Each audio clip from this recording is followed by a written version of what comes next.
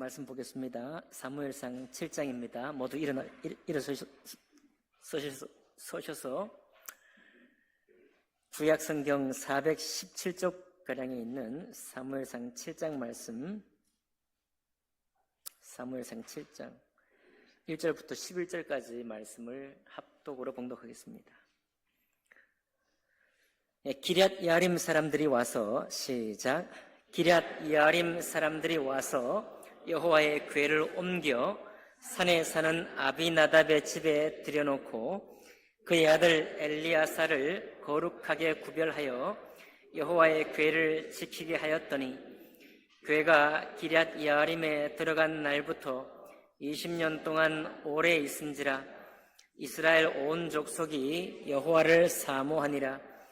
사무엘이 이스라엘 온 족속에게 말하여 이르되 만일 너희가 전심으로 여호와께 돌아오려거든 이방 신들과 아스타롯을 너희 중에서 제거하고 너희 마음을 여호와께로 향하여 그만을 섬기라.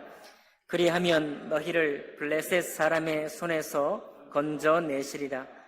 이에 이스라엘 자손이 바알들과 아스타롯을 제거하고 여호와만 섬기니라.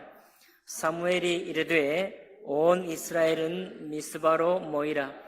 내가 너희를 위하여 여호와께 기도하리라 하매 그들이 미스바에 모여 물을 길어 여호와 앞에 붓고 그날 종일 금식하고 거기에 우리가 여호와께 범죄하였나이다 하니라. 사무엘이 미스바에서 이스라엘 자손을 다스리시니 이스라엘 자손이 미스바에 모였다 함을 블레셋 사람들이 듣고 그들의 방백들이 이스라엘을 치러 올라온지라. 이스라엘 자손들이 듣고 블레셋 사람들을 두려워하여 이스라엘 자손이 사무엘에게 이르되 당신은 우리를 위하여 우리 하나님 여호와께 쉬지 말고 부르짖어 우리를 블레셋 사람들의 손에서 구원하시게 하소서 하니 사무엘이 전 먹는 어린 양 하나를 가져다가 온전한 번제를 여호와께 드리고 이스라엘을 위하여 여호와께 부르짖음에 여호와께서 응답하셨더라. 사무엘이 번제를 드릴 때에 블레셋 사람이 이스라엘과 싸우려고 가까이 오매 그날에 여호와께서 블레셋 사람에게 큰 우레를 발하여 그들을 어지럽게 하시니 그들이 이스라엘 앞에 패한지라. 이스라엘 사람들이 미스바에서 나가서 블레셋 사람들을 추격하여 벳갈 아래에 이르기까지 쳤더라. 아멘. 말씀과 예배를 위해 기도하겠습니다.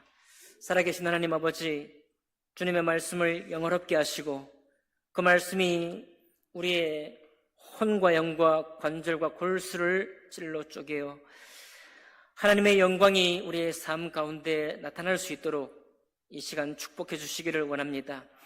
뭇 마음과 뭇 귀와 뭇 입과 뭇 가슴이 주님 말씀 앞에 순종함으로 하나님을 영화롭게 하는 우리의 예배가 하나님 앞에 아름답고 복된 예배가 되기를 원합니다. 하나님께서 그와 같은 예배로 우리를 인도해 주시기를 원하면서 귀하신 우리 주 예수님 이름으로 기도하옵나이다. 아멘. 자리에 앉으시겠습니다. 오늘 읽은 말씀을 본문으로 해서 전심으로 주께 돌아온다는 것은 이라는 제목으로 하나님의 말씀 나누겠습니다. 우리는 만나는 것과 또 헤어지는 것 그리고 찾는 것과 잃어버리는 것 그리고 떠나는 것과 돌아오는 것들을 일상 가운데서 수많이 반복합니다. 그런데 오늘 말씀의 제목은 주님께 돌아온다는 것이 제목이 아니고 전심으로 주님께 돌아온다는 것입니다. 전심으로 주님께 돌아온다는 말의 뜻이 무엇일까요?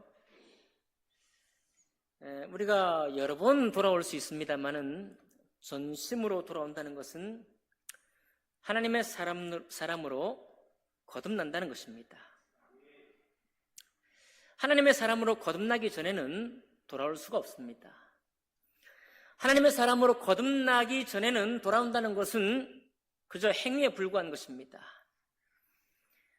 하나님의 사람으로 거듭난다는 것은 우리가 나의 모든 의지와 나의 모든 올바름과 내 모든 주권적인, 내게 있는 모든 주권의 선택들을 다 쏟아 부어서 선택했더니 그것이 하나님과 무관한 선택이 되었고 주님과 함께 하지 못하는 선택이 되었고 주님을 떠나 있는 선택이 되었다는 것을 알게 되는 것이고, 그때 우리의 자존심의 정수, 우리의 자존심의 중심까지 주님께 굴복이 되면서 하나님을 찾아 굴복하고 항복하고, 나는 주님이 계셔야 하나님 앞에 온전히 서는 사람이요, 나는 주님 앞에 거듭난 사람으로 주님을 영접하는 사람이 되어야 하나님을 예배하는 사람이 된다는 것을 시인하는 것입니다. 그것이 바로 전심으로 주님께 돌아온다는 말의 의미입니다. 우리는 많은 경우에 교회 마당을 밟기도 하고 예배를 드리기도 하고 주님 앞에 아름다운 것이 있나, 교회에 무슨 아름다운 것이 선한 것이 있나 하고 찾아오기도 합니다. 방문하기도 하죠. 그러나 그 모든 방문들이 전심으로 주님께 돌아오는 방문이 되지 못하는 것은 우리가 여러 번 경험하는 것입니다.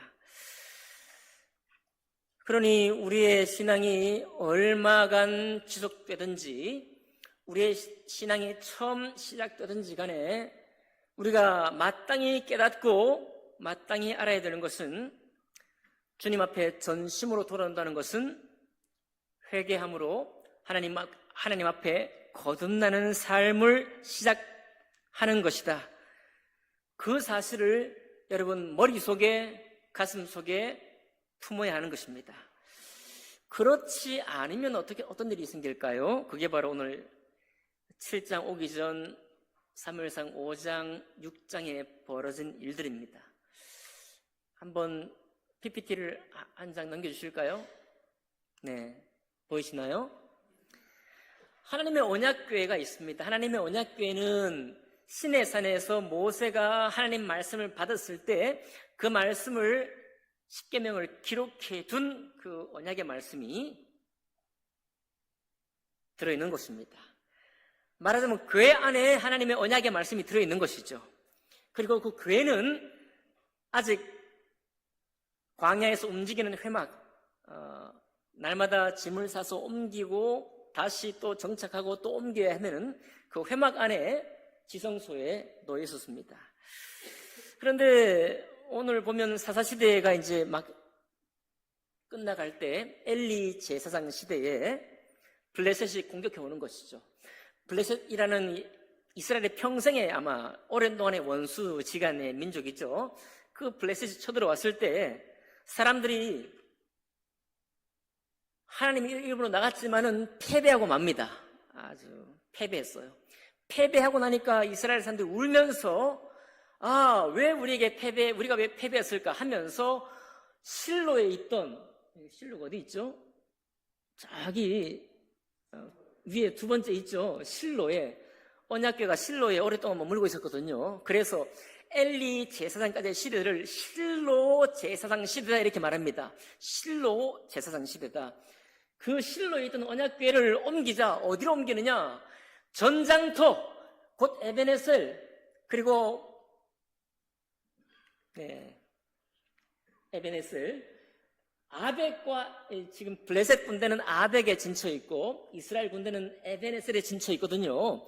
저 두 사이에 언약궤를 가져오자. 그러면 하나님의 언약궤가 우리를 승리하게 도우실 것이다. 가져왔습니다. 가져오니까 이스라엘 군대의 사기가 충천하겠죠. 납불사, 이스라엘 군대의 사기는 충천했지만 블레셋 군대들이 저 이스라엘이 신을 모시고 왔다는 얘기를 듣고 오히려 이스라엘의 군대가 충만했던 사기보다 더 갑절로 전투의 의지를 불태웁니다. 그래서 그만 블레셋 군대가 더 사기 충천한 나머지 이스라엘이 완전히 도륙을 당하고 말아요. 심지어는 거기서 언약궤를 뺏겨버렸습니다. 블레셋 세계예요. 여러분, 그러니까 이스라엘 사람들의 좀 그 심정은 이해가 되죠. 야, 언약궤가 실로 있을 게 아니라 지금 전장터에 오셔갖고 이 하나님의 계셔서 하나님 우리를 도우시는 그 은혜를 맛봐야 된다. 그 마음이 이해가 되지 않습니까? 예. 그러나 하나님께서 그것을 싫어하셨습니다. 언약궤를 가지고 전장터에 끌어와서 나를 승리해달라고 우리를 이스라엘 자기들이 어떤 형편과 처지에 있는지는 전혀 상관하지 아니하고 위급한 전쟁에 이기게 해달라고만 구하면서 언약궤를 가져왔더니 하나님이 아주 싫어했습니다. 그래서 그만 하나님이 전혀 힘을 쓰지 않으셨습니다. 아무런 힘도 쓰지 않으셔서 이스라엘만 도륙당하고 언약궤까지 빼앗긴 결과가 된 것이죠. 여러분, 그러니까 이스라엘 상태가 어떤지 조금 이따 나옵니다. 오늘 우리 7장에서 사무엘이 기도하는 그 대목을 보면 이스라엘 상태가 어떤 상태인지 나와 있어요. 한번 볼까요? 먼저 볼까요? 3절 볼까요? 3절 보겠습니다. 사무엘이 이스라엘 온 족속에게 말하여 이르되 만일 너희가 전심으로 여호와께 돌아오려거든 이방신들과 아스타롯을 너희 중에 제거하고 오라고 그랬어요. 이게 무슨 기도가 이런 기도입니까? 그러니까 이스라엘이 전쟁을 치고 있는데 하나님은 알고 있죠. 그러나 이스라엘의 삶 가운데 가득했던 건 뭐냐면 가나안 땅에서 섬기던 신, 곧 이방신들과 아스타롯, 달신을 너무 열심히 섬긴 거예요. 왜 저들을 섬기느냐? 세상에서 잘 되고자 하는 욕망이 있는 것입니다. 모든 사람 마음에 있는 것처럼 이스라엘 사람도 우리와 똑같은 거예요. 우리가 세상 살면서 실패하고 싶은 사람 누가 있습니까? 이 세상 살면서 아주 고생만 지질이 하고 싶다, 그런 사람 누가 있어요? 전부 다 안정된 삶과 평안한 삶은 부자된 삶, 강건한 삶을 우리가 원하는 것이죠. 이스라엘도 똑같은 것입니다. 그런데 저들이 무엇을 주님 앞에 온전하게 나가지 못했느냐? 이방신들과 아스타롯을 그대로 섬기면서, 저희 일상 속에 그대로 섬기면서, 곧 그 말은 아스타롯과 이방신들은 이스라엘 백성에게 말씀하는 신이 아닙니다. 이스라엘 백성에게 교훈하는 신이 아니에요. 내 삶을 징계하는 신도 아니고 우리의 삶을 교훈해서 이것을 바로잡으러 하는 신이 아닙니다. 저들은 제사만 받는 신입니다. 제사 받고 축복한다는 그런 신이에요. 그러니까 무슨 얘기입니까? 내 삶이 하나님 앞에 온전한 삶이 되기를 원하는 마음이 전혀 없는 거예요. 오직 문제가 터지면 이 문제를 해결해 달라고 하는 그 마음밖에 없는 것입니다. 그러니까 여러 신을 섬기는 거죠. 이방신도 섬기고 아스타롯도 섬기고 그저 잊을 수 없는 하나님도 섬기고 있는 겁니다. 그래서 야, 우리가 섬기는 신, 이 전쟁에 못 이기니 우리가 옛날부터 섬겨왔던 이 하나님의 언약궤를 끌어오자. 이게 이스라엘의 마음이었거든요. 하나님이 참 기쁘시겠죠. 기뻐 그냥 춤을 추시겠죠. 하나님이 아무 일도 하지 않으셨습니다. 오히려 블레셋의 사기만 충천하게 만들어서 이스라엘은 도륙을 당하고 만 것이죠. 근데 언약궤가 정말 힘이 없어서 그럴까요? 하나님이 힘을 안 쓰신 것이지 하나님이 능력이 없어서 그런 게 아니죠. 어떻게 할 수 있느냐? 참 언약궤가 이제 고생하기 시작합니다. 블레셋에 탈취된, 블레셋에 빼앗긴 언약궤가 어디로 이제 가느냐 하면은 어디로 갔을까요? 아스돗에 갔습니다. 아스돗에 갔더니 블레셋이 저 힘을 쓰는 신이니까 자기들을 도와주겠지 하고 언약궤를 아스돗에 갖다 놨더니 아스돗에서 종기가 나고 사람들이 죽고, 아니 아스돗에서는 다곤 신상이 그냥 쪼개져 버린 것입니다. 어느 날 자고 일어났더니 다곤 신을 섬기던 아스돗 사람들이, 아니 전쟁터에서 아무 힘도 안 쓰시던 하나님이 아스돗, 하나님의 백성이 아닌 그곳에, 하나님 백성이 아닌 땅에 있으니까 역사하기 시작하는 거예요. 다곤 신을 다 깨뜨려 버립니다. 야, 안 되겠다, 이거 도저히 우리가 못 모시고 있겠다. 어디로 갔나요? 가드로 옮기자. 가드로 보냈습니다. 여러분, 아스돗, 가드, 에그론, 그 다음에 베스레스 말고요. 아스돗, 에그론, 가드, 이것들은 전부 다 블레셋에서 가장 중요한 도시들입니다. 힘이 있는 도시예요. 가드로 갔더니 거기는 악성 종기가 막 퍼져요. 그래서 가드 사람들도 안 되겠다. 야, 이거 안 되겠다. 딴 데 보내자 하고 어디로 보냈는가 하면 에그론으로 보냈습니다. 에그론으로 보냈더니 거기도 어떤 일이 생겨요? 악성 종교 많은 사람들이 죽으니까 에그론 사람들이 이거 왜 우리한테 보냈느냐고 말이에요. 우리를 죽이려고 보냈냐 하고서 결국은 회의를 했습니다. 회의를 해가지고 야, 이거 원래 있던 대로 돌려보내자. 원래 하나님의 백성을 위해 주신 언약궤잖아요. 원래 하나님의 백성이 순종해서 듣고 따르라고 보내신 언약궤 10계명 말씀이요, 계명의 말씀입니다. 그러니 자기들에게 주신 것이 아니니까 원래인대로 돌려보내자 하고 회의를 해가지고 보낸 곳이 어디냐면 베스메스예요. 베스메스는 유대 땅입니다. 유대 땅이에요. 그러니까 이제 야, 하나님이 계실 곳에 왔죠? 하나님이 이제 계실 곳에 왔으니까 기분이 좋으실 것 같아요. 그런데 이 베스메스도 난리가 난 것입니다. 베스메스 사람들이 언약궤를 쳐다보다가 그만, 이 성경의 번역이 조금 이상한데 현실적으로 70명이 죽었어요. 어떤 성경에는 5만이 죽었다고 하는데 당시 베스메스 인구가 5만이 될 리가 없거든요. 어쨌든 요거는 이제 사본에 약간의 에러들이 많이 있습니다. 어쨌든 70명이라도 적은 숫자는 아니죠. 70명이 죽고 맙니다. 아니, 베스메스는 유대인이고 하나님의 백성인데 왜 하나님께서 그런 일을 하실까요? 베스메스 사람이 준비가 안 된 거예요. 똑같습니다. 이방신들과 아스타롯을 여전히 섬기는 가운데서 궁금한 거예요.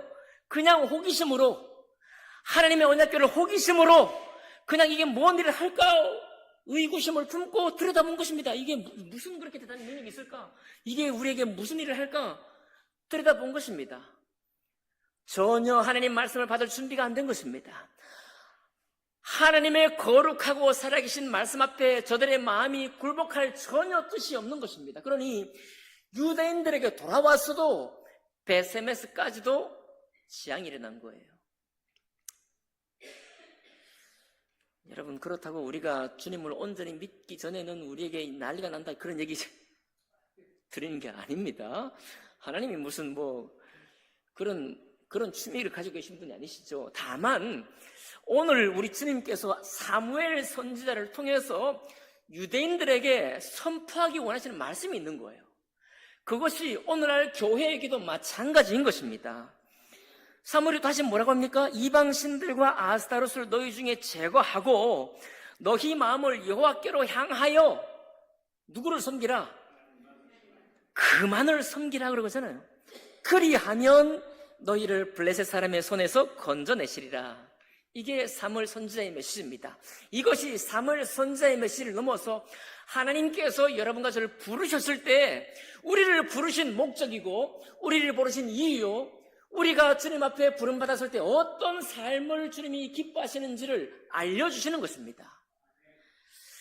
다시 첫 번째 드렸던 말씀을 드립니다. 우리는 언제든지 돌아올 수 있습니다. 교회는 항상 문이 열려있고 교회는 울타리가 없습니다. 누구든지 교회에 올 수 있고 언제든지 돌아올 수 있습니다. 그러나 우리 주님께서 기뻐하시는 것은 전심으로 돌아오는 것입니다. 또 오해하지 마세요. 전심으로 돌아온다고 해서 온 마음을 다 힘을 써가지고 막 애를 써가지고 내 삶도 다 뒤로 밀어놓고 하나님만 섬기, 이게 전심으로 돌아온 것이냐? 그렇지 않습니다. 이것은 너무나 정직하고 솔직하고 단순한 것입니다. 하나님께 전심으로 돌아온다는 것은 내가 내 모든 생각과 내 모든 의지로 추구했던 바가 우리 주님의 선하신 길과 다른 길이었다는 것을 깨닫고 그것을 죄라고 인식하고 고백한 다음에 그 죄를 회개하고 주님께로 돌아오는 것입니다. 돌아와서 예수 그리스도 주님이 나의 주라는 것을 기억하고 영접한 후에 하나님의 자녀로 사는 삶을 사는 것입니다. 그게 바로 전심으로 주께 돌아오는 것이에요. 그러니 전심으로 주께 돌아오고 나면 이 사람의 신앙은 너무 많은 힘이 들지 않습니다. 그 사람의 속에는 하나님의 영이 계시기 때문에 주님께서 찬양하기를 기뻐하게 되어 있습니다. 주님께서 우리 마음에 말씀을 즐거워하게 하는 영을 주시는 거예요. 주님께서 믿음의 사랑과 교제하는 것을 기뻐하는 기쁨을 주십니다. 주님께서 예수 그리스도의 주님이 우리에게 주신 말씀 가운데 성장하기를 원하는, 내가 정말 주님을 본받기를 원하는 그 자원하는 마음을 우리 마음에 주시는 거예요. 그러니 그 힘이, 우리 속에 있는 자발적인 영의 힘이 우리의 신앙을 이끌어가는 것입니다. 이것이 믿음이요, 이것이 전심으로 주께 돌아온 사람의 신앙인 것입니다. 우리의 많은 수고는 전심으로 주께 돌아오지 않는, 그러나 교회를 찾아온 사람들을 향해서 우리가 수고하는 것입니다. 한편으로 보면요, 그래서 저렇게 블레셋이 아수 사람이 에고론에게 토스하고, 가드에 토스하고, 가드 사람이 에고론에 토스하고, 또 저기서 베스메스 토스했더니 여전히 난리가 난 것일 뿐입니다. 마지막에 교회가 어디로 갔는가 하면 기럇 이아림에 갔습니다. 기럇 이아림에는 준비된 제사장이 있었어요. 기럇 이아림 사람들은 하나님의 언약궤를 모실 준비가 되어 있었습니다. 그랬더니 거기서부터 하나님의 평안이 왔어요. 20년 동안, 여러분, 장장 20년 동안 그 이방신을 섬기고 아스타롯을 섬기던 이스라엘이 조금씩 돌아오기 시작했습니다. 조금씩 돌아와서 20년 만에 온전히 이스라엘이 돌아왔고, 그때 사무엘이 기도하는 거예요. 그러나 그때도 이스라엘 백성이 하나님 앞에 참된 신앙을 가졌다 보기는 어렵습니다. 왜냐하면 우리가 오늘 읽은 대목이 있죠. 8절에 보니까 이스라엘 자손이 사무엘에게 간구합니다. 당신은 우리를 위하여 우리 하나님 여호와께 쉬지 말고 부르짖어 우리를 블레셋 사람의 손에서 구원하시게 하소서 간구합니다. 당연히 이런 간구가 터져 나오겠죠. 여러분, 우리 삶의 어렵고 힘든 이 상황 가운데 부딪혔을 때 주님 나를 도와달라고 간구가 나오죠. 그렇죠. 그런데 사무엘에게 뭐라고 부탁하는가 하면 쉬지 말고 우리의 승리를 위해 기도해달라고 부탁하는 것입니다. 여전히 이스라엘은 곤경에서 벗어나는 이것만을 꿈꾸고 있습니다. 아직도 언약궤 한번 열어보지 않았습니다. 아직도 언약궤 안에 있는 하나님의 언약에 주목하지 못하고 있습니다. 하나님의 언약이 무엇을 우리에게 말씀하시는지 주목하지 못하고 있는 거예요. 그런데 사무엘은 알고 있거든요. 사무엘이 그 말씀을 받아서 뭐라고 하는가 하면 기도부터 하지 않는 것입니다. 기도부터 하는 게 아니에요. 뭐부터 합니까? 사무엘이 전 먹는 어린 양 하나를 가져다가 온전한 번제를 여호와께 드리고, 예수 그리스도 우리 주님의 어린 양이 십자가 앞에 온전히 우리를 위해 드리신 그 사랑이 먼저 우리 속에 아멘 되어야 하는 것입니다. 주님의 사랑이 우리 가운데 들어올 때 이 사람이 그 마음에 자기가 당하던 곤경, 자기가 당하던 어려움에 영접하는 순간 10개 중에 9개는 다 날아가 버립니다. 여러분, 문제가 소멸되어 버리는 것입니다. 주님을 내가 진실로 믿었을 때, 내가 주를 주라 고백할 때 그 많게 나를 괴롭히던 문제들의 10개 중에 9개는 다 사라지게 많은 것입니다. 왜냐하면 주를 만났기 때문이에요. 주님을 만났기 때문입니다. 주님이 없기 때문에 내가 길을 헤매고, 여기도 사랑관계도 헤매고, 내 길 가운데 길 아닌 길로 갔더니 거기에 많은 어려움이 있지 않겠습니까? 주님 만나니. 요즘 세대는요, 교회 중심으로 안 산대요. 교회 중심으로 신앙생활을 하지 않는다고 합니다. 교회는 하나의 선택지라고 합니다. 믿음도 하나의 선택지라고 해요. 무슨 얘기냐? 유튜브에 수많은 선생들이 다 있고요, 상담도 해주고 철학자들이 말해주고, 수많은 가사의 내용이 우리를 심금을 울리고, 뭘 울려요? 심금을 울리고, 목사님의 설교보다 100배 낫습니다. 한 가사 그 대목이 내 인생의 모토가 되는 거예요. 그런 시대에 살고 있거든요.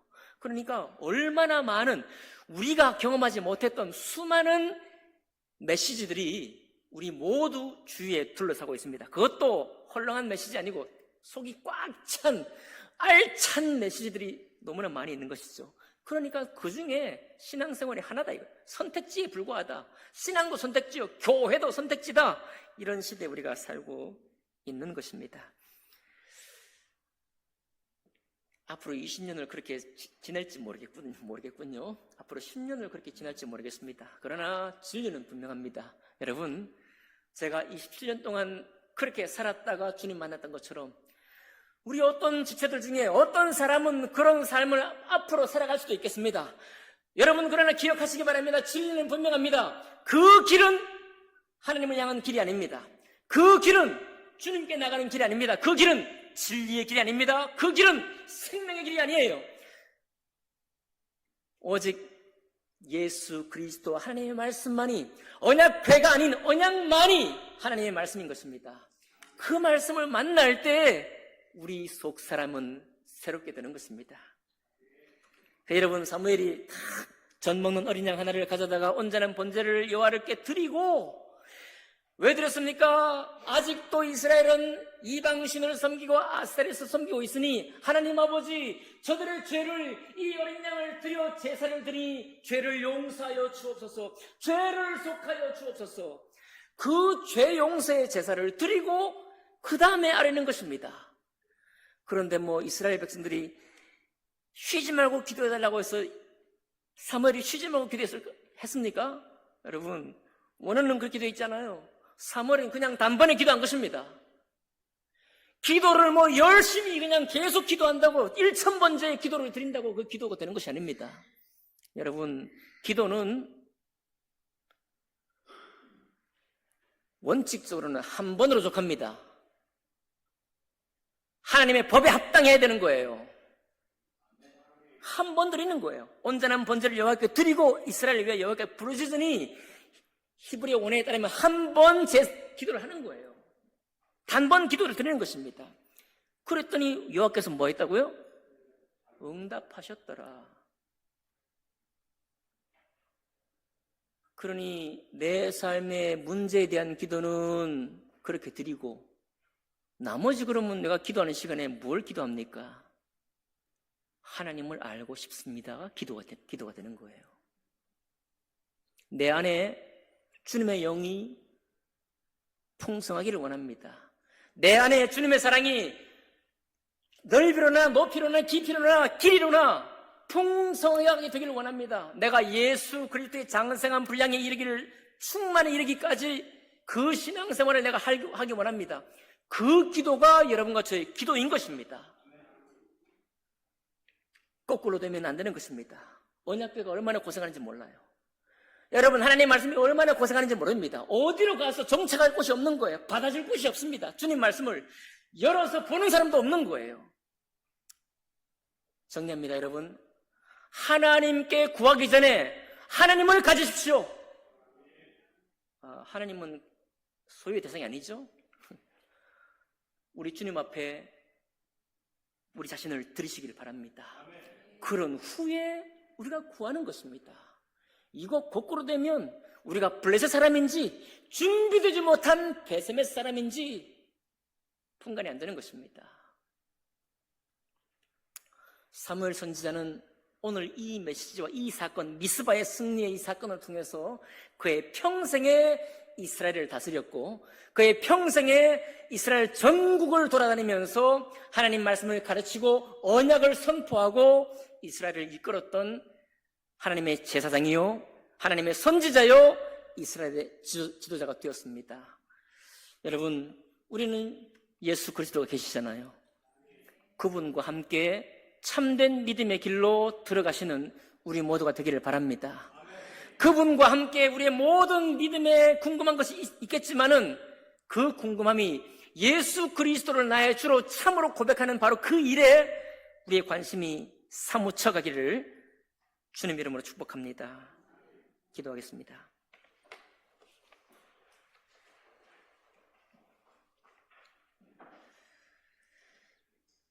이 시간 우리 잠깐 고백하겠습니다. 우리는 참 너무나 많은 관심들이 있고, 또 우리가 봐도 세상에 가볼 곳도 많고 경험할 것도 많이 있고, 그렇습니다. 이것이 너무나 가득 차 있습니다. 하지만 사무엘 선지자는 자기들의 문제를 위해 너무도 가득 차 있었던 이스라엘을 향해서 선포했습니다. 이방 신을 버리고 아스타롯을 버리고 오직 여호와 하나님만 섬기라. 그 후에 나와 우리의 모든 어려움들이 주님의 돌보심과 보호하심 가운데 인도될 것이다. 그렇게 말씀하고 있습니다.